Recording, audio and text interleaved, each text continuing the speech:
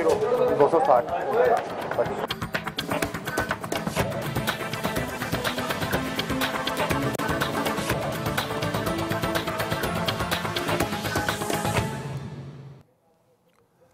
राजधानी दिल्ली में धड़ल्ले से चल रहा है नकली मावा बनाने का कारोबार। भास्कर न्यूज आज ऐसा खुलासा करने जा रहा है जिसे देखकर आप भी सन्न रह जाएंगे। आप ये सोचने पर मजबूर हो जाएंगे कि जो मिठाई आप खा रहे हैं उसमें इतना जहर मिला हुआ है कि आपकी जान भी जा सकती है। राजधानी में खुलेआम बिक रही है मौत।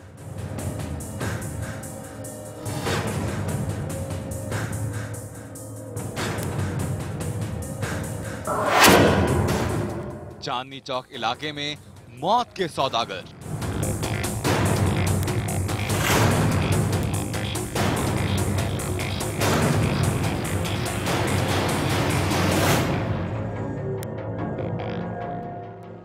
राजधानी में खुलेआम चल रहा है नकली मावे से मिठाई बनाने का खेल।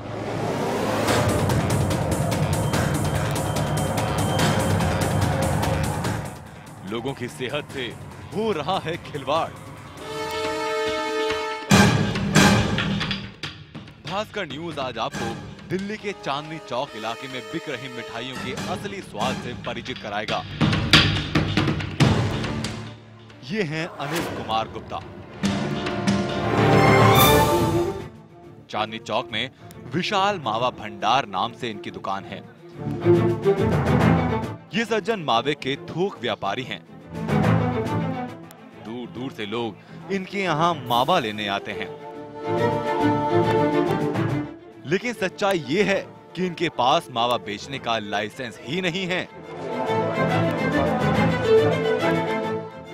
भास्कर न्यूज के पास वो दस्तावेज मौजूद हैं जिस पर एलजी ने कड़ा एतराज जताया है। दस्तावेजों के मुताबिक अनिल ने फर्जी कागजातों के जरिए लाइसेंस हासिल किया। 16 जुलाई को जारी एक नोटिस में एलजी ने कहा है कि अनिल कुमार के लाइसेंस की दोबारा जांच हो। यहां तक कि कमला नगर थाने में इन सज्जन के खिलाफ एफआईआर भी दर्ज है। मावे के अलग अलग रेट। भास्कर न्यूज की टीम पूरे मामले की जांच के लिए चांदनी चौक पहुंची।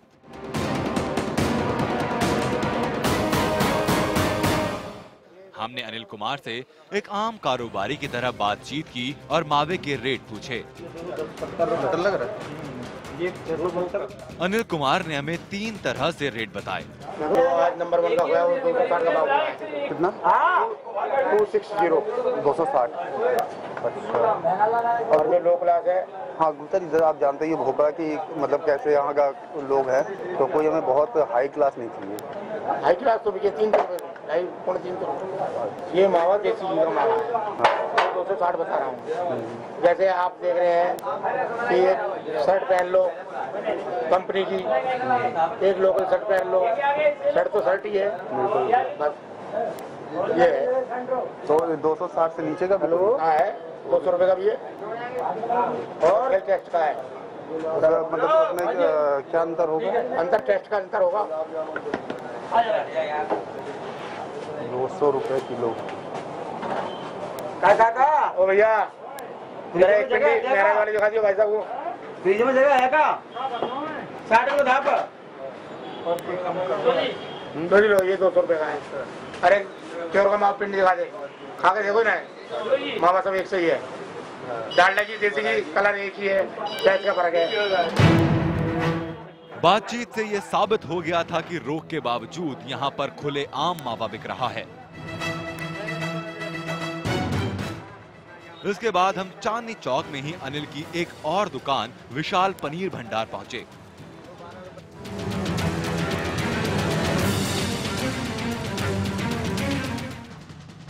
यहां पर सबसे पहले मुलाकात हुई अनिल की दुकान पर काम करने वाले कर्मचारी से।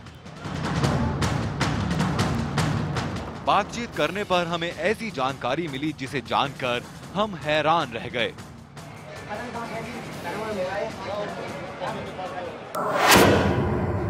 डी और पी का खुला खेल, चौंका देने वाला खुलासा। डी और पी। ये दो शब्द मावे के खेल का पर्दाफाश करने के लिए काफी हैं।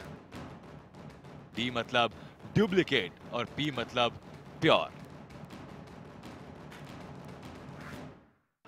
आप खुद सुनिए डी और पी के बीच का खेल। तो हमें रेट जरा, ये कौन सा रेट आप बता रहे हो? क्योंकि भाई साहब ने बोला कि वहाँ पर जाकर बोलते हैं कि डी का रेट लेकर आओ पूरा। हाँ, डी का रेट चाहिए हमें। हाँ, डी का। हमें प्योर का नहीं चाहिए, ये डी का ही है सारा। प्योर का पड़ेगा 250 रुपये। प्योर भाप कितने का पड़ेगा? भाप खोया बराबर ही है, भाप पड़ेगी 240 रुपये, खोया 250 रुपये। अच्छा, खोया 250 प्योर का। और छेना सेम रेट? छेना तो एक ही होता है। एक ही है। छेना तो नहीं होता है। मैदा भी मिल जाएगा आपके यहाँ? छेना मैदा यहाँ मिलेगा, गोल्ड की दुकान है नहीं, अच्छा, वहाँ मिलेगा। ठीक है। ये पूरा सर डी का लगा हुआ है। हाँ, हम बातचीत करके दुकान से निकल ही रहे थे कि अनिल के छोटे भाई मनोज गुप्ता ने हमें बड़ा कारोबारी समझकर रोक लिया। मनोज गुप्ता ने हमें डुप्लीकेट और प्योर मावा के अलग अलग रेट बताए। नहीं, रेट मैंने लिख लिया है, लेकिन इन्होंने जो मुझे रेट दिया, ये मुझे प्योर का रेट दे रहे हैं। तो भाई साहब ने बोला जो भी रेट लेना वो डी का लेकर आना। अच्छा, ठीक है। तो हाँ, तो इसमें लिख कर दे दीजिए आप। ये कार्ड के पीछे लिख देंगे। हाँ, कार्ड के पीछे लिख दीजिए आप। जाहिर है अब तक सारा माजरा समझ में आ चुका था। किस तरह रोक के बावजूद पुलिस और प्रशासन की नाक के नीचे नकली मावे का खेल इन सब की मिली भगत से आराम से चल रहा है। किस तरह से नकली मावे के व्यापारी पैसे के बल पर लोगों को बेवकूफ बना रहे हैं और आहिस्ता आहिस्ता मौत की ओर ढकेल रहे हैं।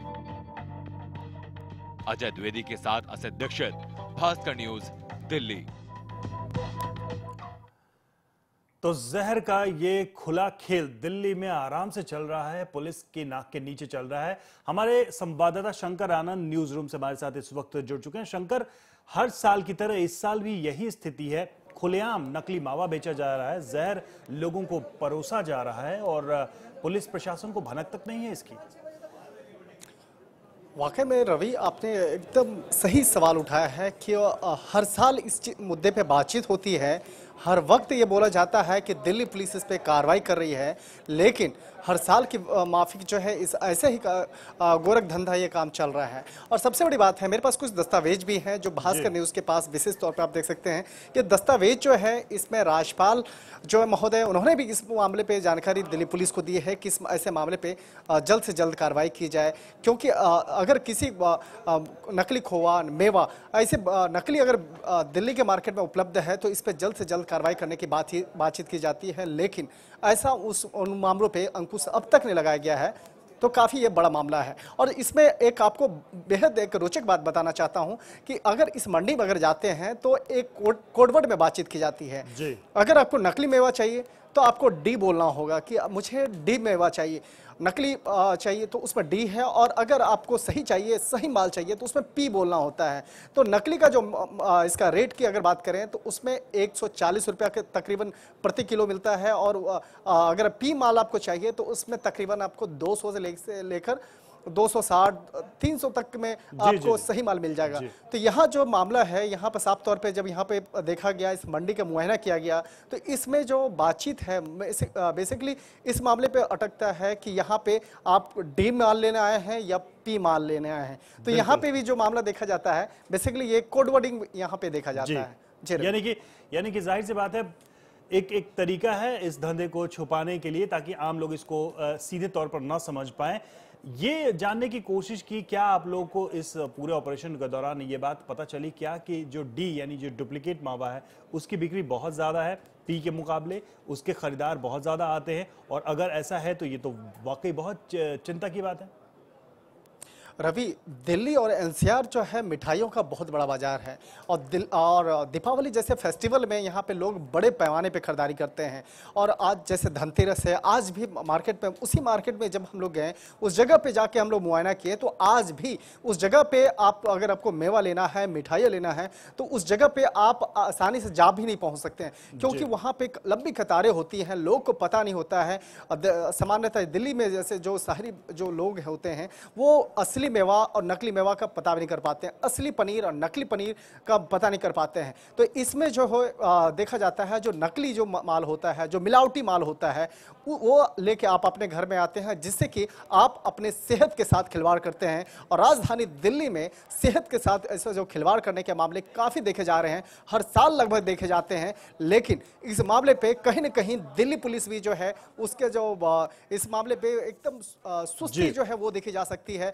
कहीं न कहीं आप अनौपचारिक तौर से ये कह सकते हैं, कहीं न कहीं हो सकता है उन लोगों की साठ-गांठ है जिसके बदौलत ये चल रहा है। क्योंकि आप साफ तौर पे देख सकते हैं भास्कर न्यूज़ के पास में वो दस्तावेज भी है जो राज्यपाल तक भी इस मामले तक खबर गई है। लेकिन दिल्ली पुलिस जो है इस मामले पे अब तक नहीं जांच रही है, नींद से नहीं जागी है। और भास्कर न्यूज़ की ये मुहिम है कि जब तक हम ऐसे मामलों पे पहुंच न जाए, इस मामले को लेकर दिल्ली पुलिस के जो आला अधिकारी हैं उनको जगह न दें, तब तक ये मुहिम हमारी जारी रहेगी। और ऐसे मामले पे, इस मामले पे हम लोग कई पुलिस ऑफिसर से भी बात करना चाहें और कई बड़े अधिकारी जो हैं स्वास्थ्य विभाग के, उनको भी इस बात की सूचना दी गई। हालांकि बहुत अधिकारी जो हैं, जो अधिकारी हैं इस मामले पे कुछ तौर पे औपचारिक तारीख से बोलने से बचते नजर आए। लेकिन कहीं न कहीं जी बिल्कुल, लेकिन ये काफी गंभीर मसला है।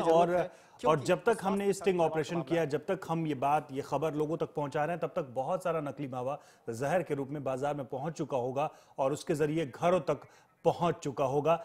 शुक्रिया आपका हमसे जुड़ने के लिए, हमसे बातचीत करने के लिए, जानकारी देने के लिए। और दर्शकों को हम बताना चाहेंगे कि इस खबर को अगर आप विस्तार से देखना चाहते हैं तो आप भास्कर स्पेशल में देख सकते हैं। हम पूरी तरीके से बताएंगे किस तरीके से ये स्टिंग ऑपरेशन किया गया, किस तरह के खुलासे हम करने जा रहे हैं। भास्कर स्पेशल जरूर देखिए नकली मावे के ऊपर कि किस तरीके से बाजार में ये जहर बेचा जा रहा है।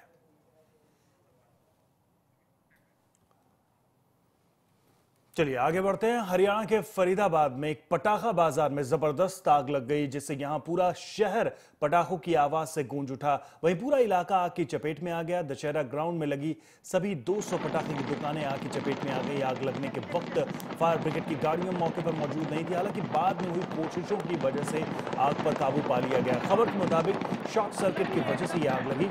जब आग लगी थी उस वक्त दशहरा मैदान में करीब 1000 लोग थे। इस आग में करीब 500 करोड़ रुपए का नुकसान हुआ है। तस्वीरें आप देखिए, ये दो तस्वीरें, एक तरफ जबरदस्त आग की तस्वीरें, पटाखे किस तरीके से जल रहे हैं, और दूसरी तरफ वो दुकानें जो इस आग का शिकार बनी, जलकर खाक हो गई।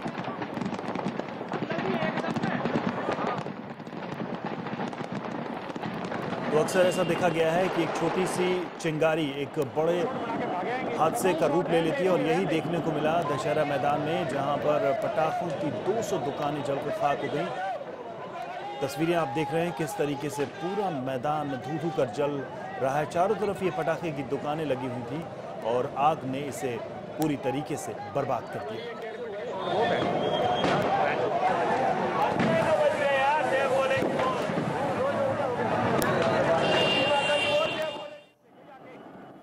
चलिए और अब बात राजनीति की। महाराष्ट्र में मुख्यमंत्री की कुर्सी को लेकर लॉबिंग शुरू हो गई। इस रेस में अब तक देवेंद्र फडणवीस, पंकजा मुंडे और एकनाथ खड़से का नाम शामिल था। अब बीजेपी नेता सुधीर मुंगटीवाड़ ने नितिन गडकरी को राज्य का मुख्यमंत्री बनाने की मांग कर मामले को और भी पेचीदा बना दिया है।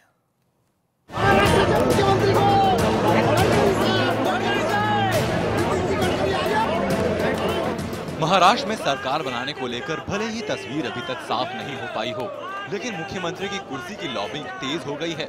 महाराष्ट्र बीजेपी के प्रमुख नेता सुधीर मुंगटीवाड़ के केंद्रीय मंत्री नितिन गडकरी को मुख्यमंत्री बनाने की मांग के बाद राजनीतिक हलचल तेज हो गई है। नहीं, ऐसा है कि जब मैं टीवी देख रहा था, टीवी में एक न्यूज चल रही थी, उसमें कहा गया था कि पार्टी ने नितिन जी को पूछा, अब नितिन जी ने मना किया। तो हमारे सबकी इच्छा है कि नितिन जी ने राष्ट्र का सोचना चाहिए, उसके साथ महाराष्ट्र का भी सोचना चाहिए।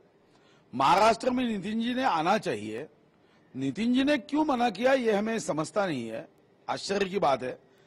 महाराष्ट्र ने नितिन जी पे प्रेम किया है, तो महाराष्ट्र का विकास करने के लिए नितिन जी यहाँ आए, ये हमने इच्छा व्यक्त की। दिलचस्प बात यह है कि सुधीर मुंगटीवाड़ का नाम खुद ही मुख्यमंत्री की दौड़ में शामिल बताया जा रहा है। उनके अलावा प्रदेश बीजेपी अध्यक्ष देवेंद्र फडणवीस, विधान परिषद में विपक्ष के नेता विनोद तावड़े, विपक्ष के नेता एकनाथ खड़से को सीएम पद की होड़ में शामिल बताया जा रहा है। आज नागपुर पहुंचे नितिन गडकरी का जिस तरह शानदार स्वागत किया गया, गौरतलब है कि नितिन गडकरी राज्य के मुख्यमंत्री पद को लेकर खुद को इस रेस से बाहर कर चुके हैं। आप रेस में है क्या, मुख्यमंत्री बनना है? मैं 10 बार बता चुका हूँ कि मैं रेस में नहीं हूँ। मैं 10 बार बता चुका हूँ कि मैं रेस में नहीं हूँ। सीएम की कुर्सी की होड़ में शामिल मुंगटीवाड़ का ऐन मौके पर बयान आया। उसे देखकर तो यही लगता है कि पर्दे के पीछे काफी कुछ तय हो चुका है। Bureau report, Bhaskar news. और महाराष्ट्र में सरकार गठन को लेकर सस्पेंस अभी बरकरार है। महाराष्ट्र के लिए पर्यवेक्षक नियुक्त किए गए गृह मंत्री राजनाथ सिंह और जेपी नड्डा की इस बारे में आज होने वाली बैठक टल गई। राजनाथ सिंह अब दिवाली के बाद मुंबई जाएंगे।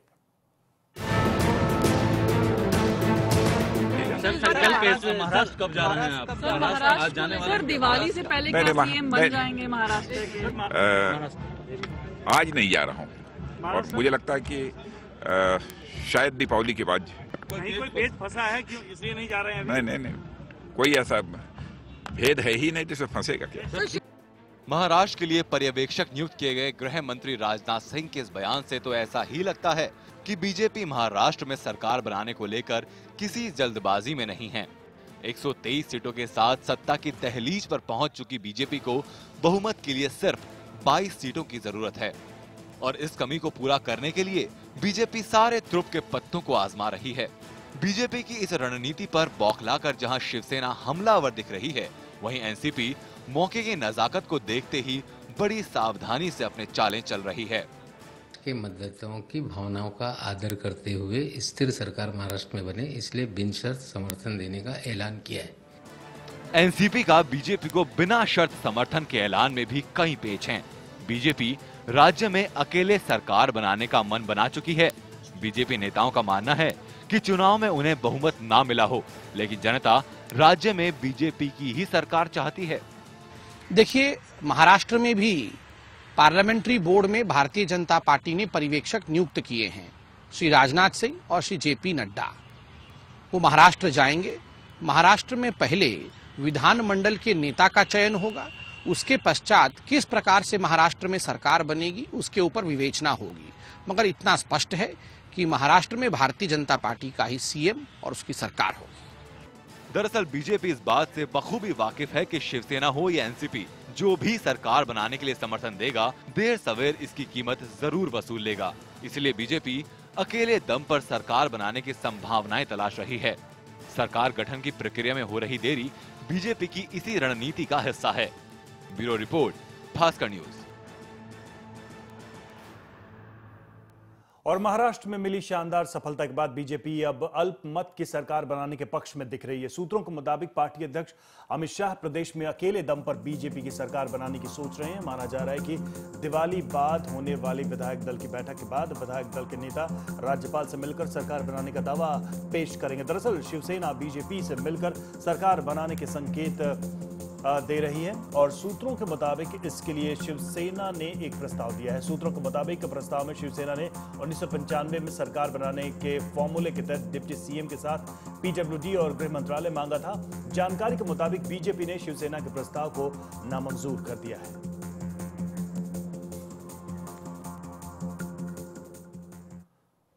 और इधर एनसीपी के बीजेपी को सरकार बनाने के लिए बिना शर्त समर्थन के ऐलान के बाद शिवसेना ने एनसीपी के खिलाफ मोर्चा खोल दिया है। पार्टी के मुखपत्र सामना में शिवसेना ने एनसीपी अध्यक्ष शरद पवार को मौका परस्त बताते हुए कहा कि पवार डरकर बीजेपी के सामने नतमस्तक हो गए हैं।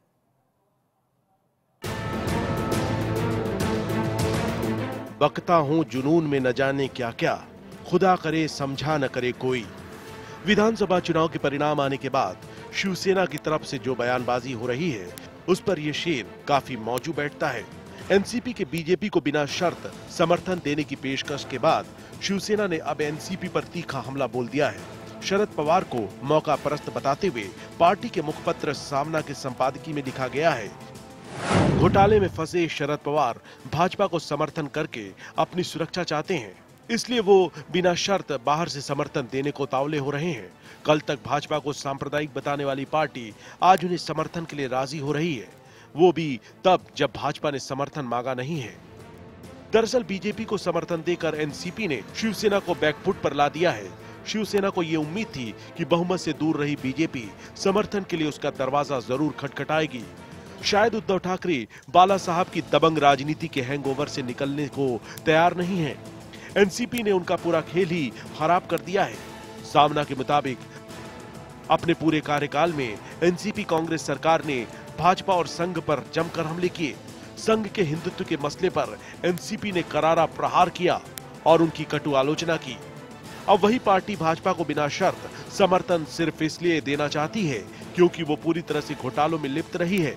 लिहाजा अब वो सरकार को समर्थन कर अपनी सुरक्षा सुनिश्चित करना चाहती है। शिवसेना को अभी भी उम्मीद है कि पुरानी दोस्ती का लिहाज करते हुए बीजेपी सरकार गठन के लिए उससे जरूर संपर्क करेगी, लेकिन बीजेपी इस बार शिवसेना को मौका देने के मूड में बिल्कुल नजर नहीं आती। बदले राजनीतिक हालात को साधने में असहाय दिख रही शिवसेना ने बीजेपी के बाद अब एनसीपी के खिलाफ मोर्चा खोल दिया है।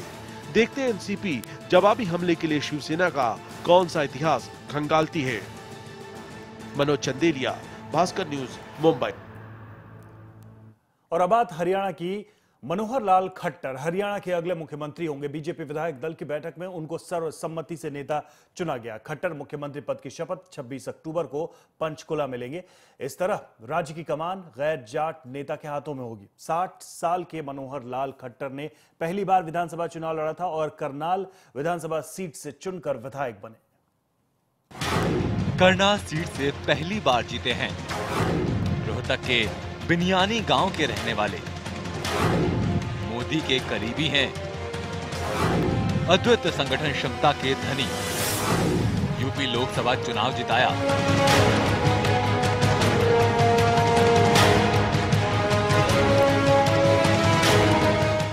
ये वो खूबियां हैं जो हरियाणा के नए मुख्यमंत्री मनोहर लाल खट्टर में हैं। 47 सीट हासिल कर बहुमत में आए बीजेपी ने गैर जाट नेता खट्टर को राज्य की कमान सौंपी है। बीजेपी विधायक दल की बैठक में बीजेपी के प्रदेश अध्यक्ष रामविलास शर्मा ने मनोहर लाल खट्टर के नाम का प्रस्ताव रखा, जिसका ओम प्रकाश, कैप्टन अभिमन्यु और दूसरे विधायकों ने समर्थन किया।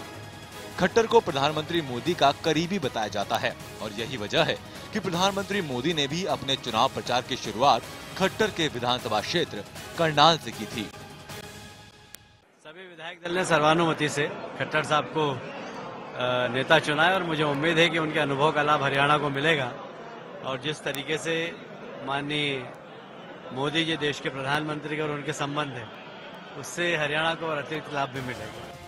हाल तक मुख्यमंत्री रहे भूपेंद्र सिंह हुड्डा की सबसे बड़ी आलोचना भेदभाव को लेकर होती रही। हुड्डा को हरियाणा का नहीं, रोहतक का सीएम कहा जाता था। ऐसे में चाहे दक्षिणी हरियाणा हो या जाटलैंड कहा जाने वाला सिरसा या हिसार का इलाका, सभी अपनी उपेक्षा का रोना रोते रहे।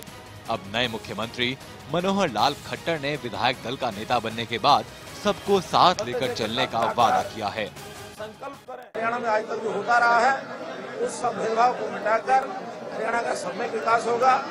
चाहे वो दक्षिण हरियाणा हो, उत्तर हरियाणा हो, मध्य हरियाणा हो, अंततः तो हमारी नीति है कि जो पिछड़ गया है, जो सबसे नीचे है। 60 साल के खट्टर के प्राइमरी स्कूल की शिक्षा रोहतक जिले के निंदाना में हुई। यहाँ पर उनके दोस्त खट्टर को हेडमास्टर बुलाते थे। 1980 में खट्टर संघ से जुड़ गए। इस वजह से उन्होंने परिवार वालों के दबाव के बावजूद शादी नहीं की।